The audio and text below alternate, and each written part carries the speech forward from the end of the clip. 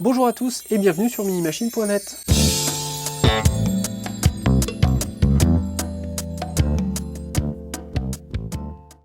Aujourd'hui, on va parler de l'Asus Transformer Book T100, dont je vous ai déjà parlé en vidéo dans une première prise en main. Là, ça fait 15 jours que je fais joujou avec la machine, 15 jours qu'elle n'arrête pas de me surprendre pour plein de raisons. Et à mon avis, cet engin va faire un vrai carton d'ici les fêtes de Noël. C'est une revitalisation du concept du netbook, une véritable arrivée de la tablette low cost sous Windows 8.1. C'est vraiment un engin qui sort du lot pour plein de raisons et c'est l'arrivée des processeurs Intel Atom Betrail, donc plus rien à voir avec les anciens et des performances qui sont au rendez-vous ainsi que de l'autonomie. On va faire tout de suite le tour en détail. Alors premier point, pourquoi le rapprochement avec le netbook? Tout simplement par le format. On est sur un format 10 pouces, c'est un engin qui fait 1,110 kg, donc relativement léger. Sur le format 10 pouces des netbooks fin 2011, on était à peu près arrêté là. 576 grammes pour juste la partie tablette. C'est donc un engin qui est assez léger, qui est très confortable à manipuler et qui surtout ne dispose d'aucune pièce mécanique. Il n'y a pas de disque dur dans la version par défaut à 349 €. On est sur un engin complètement électronique et donc qui va supporter sans problème tous les chocs et fonctionner sans un bruit. Ça, c'est vraiment du positif pour des gens qui veulent un engin discret, qui peuvent balader n'importe où avec eux. C'est un engin complètement inaudible. Autre point qui nous rapproche du format netbook, le prix. Le prix, 349 €, c'était le prix auquel on s'était arrêté en fin 2011. Depuis, on n'avait pas eu vraiment de machine qui avait révolutionné le marché. On reprend où on en était, donc 349 € pour cette proposition-ci, avec beaucoup de choses qui ont évolué. Un écran IPS avec une meilleure définition que les anciens netbooks, un processeur qui n'a plus rien à voir, 2 Go de mémoire vive, là on s'était arrêté à 1 Go, un stockage complètement électronique sur cette version-là, plein de choses qu'on va détailler après, mais une autonomie qui n'a plus rien à voir avec également, des fonctionnalités en plus et quelques éléments en moins, notamment au niveau connectique. Troisième élément, l'autonomie, c'était un des points fondamentaux du netbook. On essayait d'avoir des machines qui nous suivent le plus longtemps possible dans la journée. Aujourd'hui, c'est complètement chose faite. On a une possibilité d'avoir un engin qui vous suit de 10, 11 ou 12 heures dans une journée. Très standard. On est sur un format avec des usages qui sont 10 pouces de diagonale sur l'écran. L'écran est un écran IPS très traditionnel. Le clavier, c'est un clavier chiclette avec donc des touches très bien séparées les unes des autres. Un pavé tactile assez peu profond mais complètement exploitable, et donc l'écran est tactile lui aussi, donc on peut vraiment l'utiliser très facilement. C'est un engin hybride dans le sens où c'est à la fois donc une tablette et un netbook complet. La finition est tout à fait correcte pour un engin de ce prix. On n'a pas de défaut particulier mis à part cette coque brillante sur le dessus qui chope très vite les traces de doigts, et ça c'est plus ou moins gênant à l'usage. Il y en a pour qui c'est carrément rédhibitoire. Il faut prévoir la chiffonnette pour nettoyer ça très régulièrement. Sur le dos par contre, on est sur une finition mat, finition qui elle résiste très bien dans le temps et qui moi j'aurais préféré avoir que du mat sur un engin de ce type là. C'est beaucoup plus discret, moins salissant que du brillant. D'un point de vue résistance, emballage, fonctionnalité, tout ce qui est accessible sous la main, c'est plutôt bien pensé, l'ergonomie est bonne. Étant donné qu'il n'y a pas de pièce mécanique dans cette version-ci, elle résistera forcément bien au choc. La partie tablette, comme toutes les tablettes, est sensible évidemment à une chute. Si vous la faites tomber sur l'écran, il y a toutes les chances, comme toutes les autres tablettes, qu'elle casse. Dans l'ensemble, c'est vraiment très bien fini. La jonction avec la partie dock clavier est très bien. On a vraiment quelque chose de très simple à utiliser et qui résiste bien quand vous l'utilisez, qui résiste bien. Vous pouvez, quand vous êtes en format netbook, vous avez un netbook en main, c'est très solide, très bien arrimé, et donc vous n'avez pas la crainte d'avoir un clavier ou un écran qui va tomber quand vous allez le saisir. Donc bien pensé de la part d'Asus. Autre point très agréable, c'est le poids, donc 576 grammes et très homogène. C'est-à-dire qu'on n'a pas un côté plus lourd que l'autre, tout a été bien réparti sur l'ensemble de la tablette, et donc on a une tablette qui est d'un poids équivalent dans toutes les parties de sa diagonale, ce qui fait que quel que soit l'endroit par lequel on la tienne, on a toujours cette même sensation de poids distribué de façon équivalente sur l'engin. Ça aussi, c'est quelque chose qui est très agréable parce que ça évite la fatigue à long terme. L'affichage, Donc on est sur un 10 pouces de diagonale, 1366 par 768, IPS avec des angles qui sont plutôt bons, luminosité correcte et des couleurs qui sont aussi correctes. Évidemment, il y a mieux sur le marché, évidemment, on aurait pu avoir quelque chose de plus haut en définition.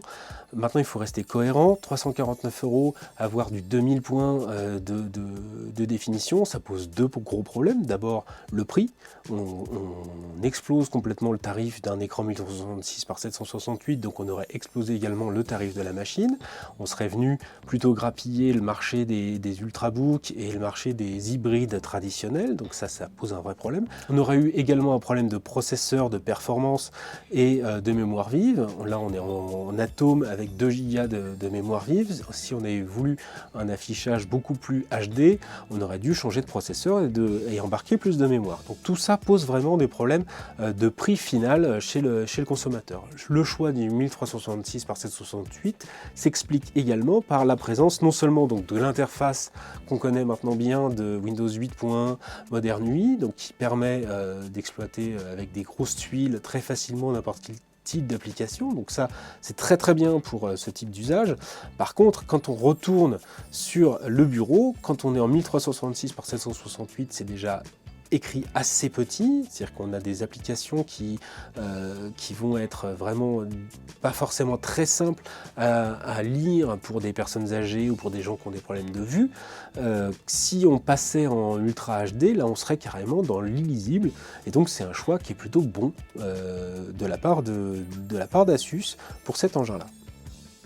Faut pas oublier non plus que 1366 de large, c'est suffisant pour la totalité des sites web à consulter, et que beaucoup d'applications, notamment de jeux, sont exploitables dans cette définition-là, mais si on passe au-dessus, ils ne le seront plus avec l'Atom embarqué. Alors on va justement parler de cet Atom. Si dans votre esprit l'Atom c'est resté un espèce de veau neurasthénique complètement incapable de faire quoi que ce soit, oubliez tout ça. On a gardé chez Intel cette idée d'un Atom, d'un processeur Intel Atom, mais le nom n'a pas bougé, mais l'intérieur, les fonctionnalités de la puce sont complètement évoluées. Je vous ai fait plein de vidéos, vous allez pouvoir vous en rendre compte. L'Atom ici est capable non seulement de lancer une suite Office et de la traiter, de gérer sans problème tout ce qu'il y a à l'intérieur, de faire des choses avec, de lire des fichiers très lourds en PDF sans aucun problème et sans broncher, d'afficher des sites web très lourdingues et pas poser de problème non plus, mais elle est également capable de lancer des applications lourdes. Quand je dis des applications lourdes, c'est des applications de retouche photo, de développement photo, des applications de création musicale et de les gérer de façon convaincante. C'est-à-dire que c'est pas de les gérer et ensuite d'avoir à souffrir une fois qu'elles sont lancées entre deux opérations. Non, on peut travailler avec, même si on va pas faire effectivement de la vraie retouche photo avec, dans le sens où l'écran n'est de toute façon pas calibré pour ça. C'est possible de les lancer, de faire du traitement sur le pouce, et c'est possible sous Photoshop par exemple de faire facilement de la retouche d'image sur des images qui sont assez lourdes. C'est vraiment une machine très performante d'un point de vue travail, et du coup le fait d'avoir ce dock clavier lui offre vraiment beaucoup de pertinence et beaucoup de possibilités. Autre élément très important, le jeu, le multimédia. Pour la lecture de vidéos HD, que ce soit du 720p donc qui sera affiché en 720p à l'écran ou du 1080p qui sera redimensionné en 720p à l'écran, on n'a aucun problème d'affichage. La puce interne, la puce graphique de cet Atom, c'est l'ancienne puce graphique des Core Ivy Bridge, donc de génération précédente des Core i actuels. C'est une puce qui est très performante et qui gère ça matériellement. C'est-à-dire, c'est pas parce que vous allez lancer un film 1080p d'1h30 que non seulement votre machine va se mettre à chauffer et à bouffer totalement sa batterie, mais en plus vous allez avoir ça qui va s'afficher sans aucun problème à l'écran, sans ralentissement, sans problème.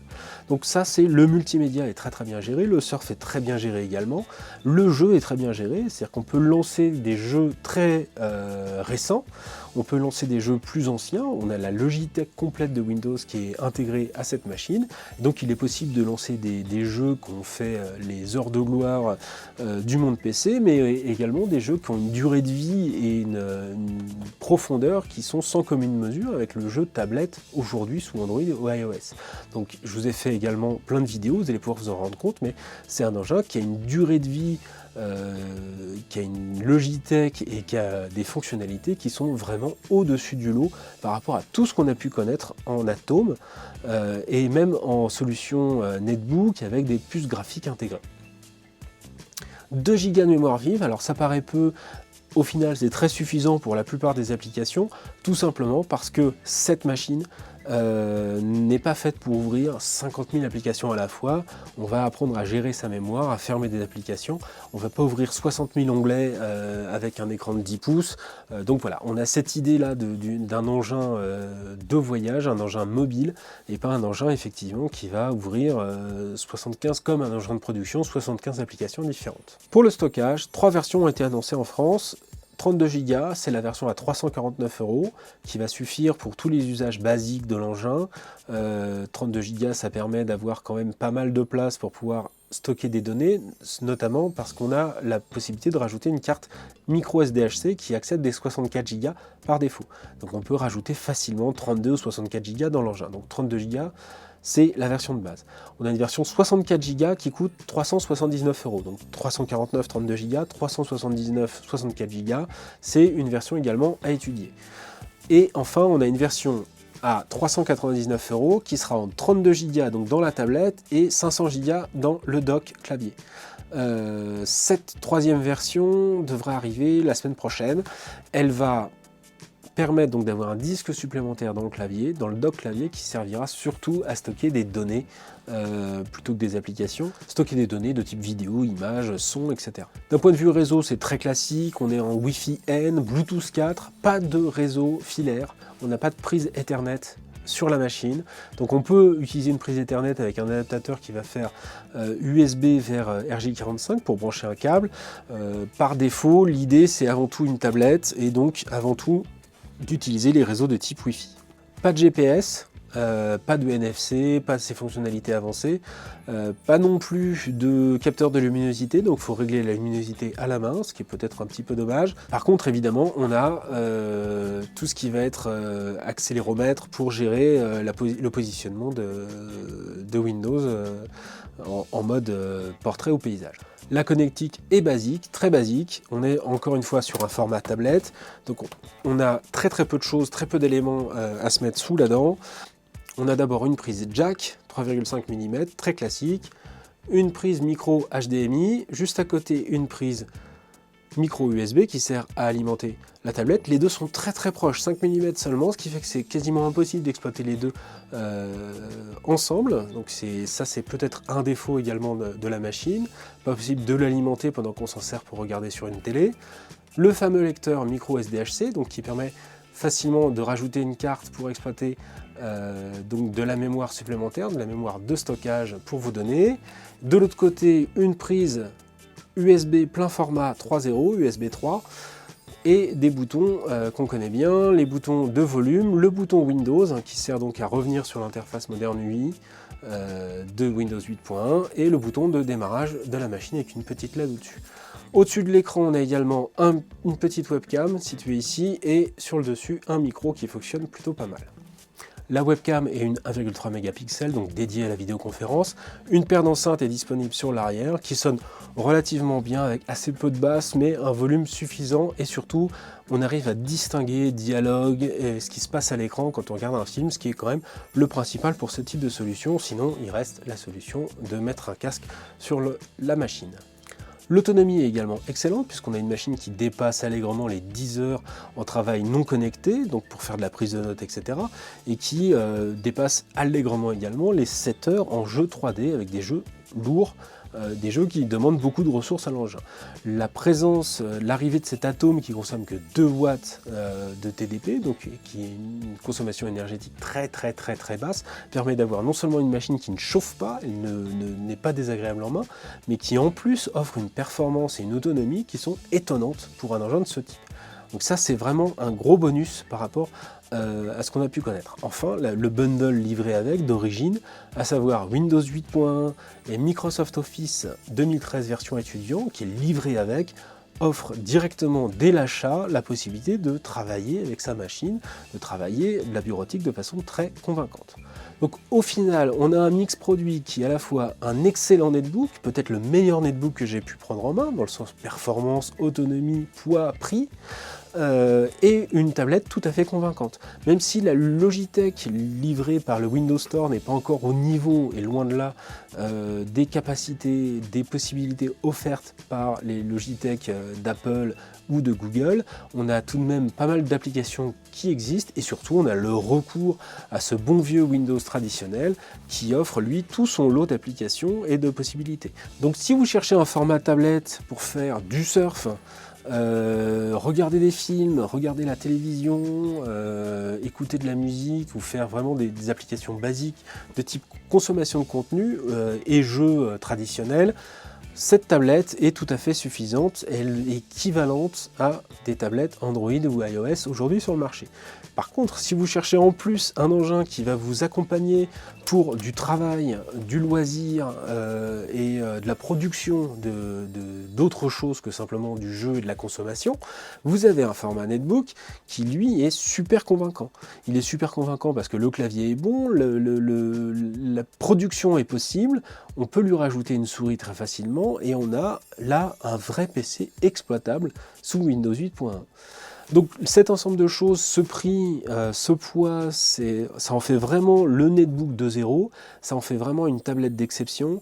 Et à 349 €, 379 € pour la version 64 Go, c'est vraiment un engin qui va faire parler de lui sur cette fin d'année et peut-être le meilleur netbook, si on le considère comme tel, le meilleur netbook que j'ai jamais pu prendre en main sur le marché depuis 2007. Voilà, à bientôt.